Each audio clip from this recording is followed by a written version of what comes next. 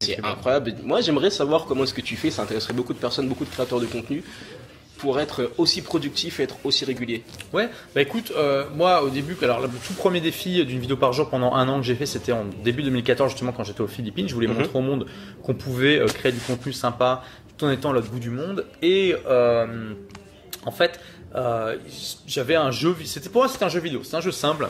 C'est voilà, j'ai 5 ou 10 minutes pour parler de mon sujet et c'est one take. Ok. J'ai aucune édition, je filmais avec mon smartphone ou mon petit appareil photo et j'uploadais directement, pas de montage, rien du tout. À la limite, je pouvais peut-être couper le début et la fin juste pour enlever, tu sais, quand je démarre la caméra et tout. Mais c'est tout, aucun edit. Et je uploadais comme ça, j'ai fait ça pour les 150 premières vidéos, donc ça permet de se débloquer. Et après, j'ai mis en place un processus que j'ai toujours aujourd'hui qui fait que je tourne une vidéo, je la mets dans le cloud, après mon équipe s'occupe de tout.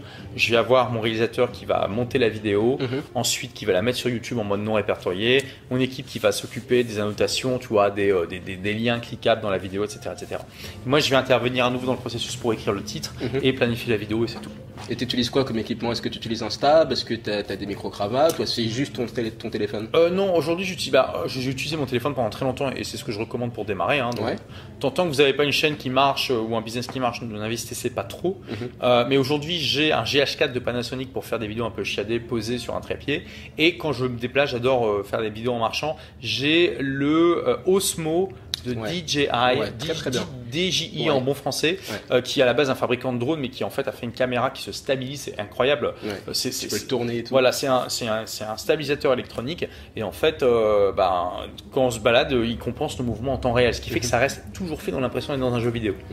Et t'as pas peur de lasser les gens avec des vidéos tous les jours? Est-ce que pour toi c'est pas un souci? Non, mais c'est possible de lasser les gens, effectivement. D'ailleurs, il y en a qui, je pense, il n'y a pas grand monde qui regarde toutes les vidéos, faut être honnête quand même. Mais ça permet aussi aux gens de pouvoir choisir dans un grand catalogue de vidéos ce qui se passe et puis aussi pour moi de multiplier en fait le nombre de points d'entrée potentiels pour des prospects, pour des gens qui veulent me découvrir.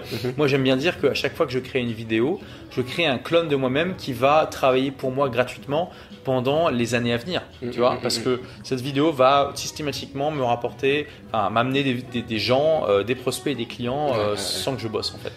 Comment il s'appelle celui qui a créé le blog Apprendre la photographie? Laurent Breyer. Yes. Il a parlé lors de la conférence que tu te crées des actifs quand tu crées du contenu. Et j'ai trouvé cette comparaison suis entièrement d'accord avec ça. Assez juste, même très juste. Et du coup, c'est un peu ce que tu fais. Un clone qui travaille pour toi, qui te rapporte. Moi, c'est toujours ce que je vois. Tu vois, là, j'ai quelque chose comme 1500 vidéos sur ma chaîne YouTube. J'ai une armée de 1500 clones de moi-même qui travaillent jour et nuit, même quand je dors, même quand je suis en train de siroter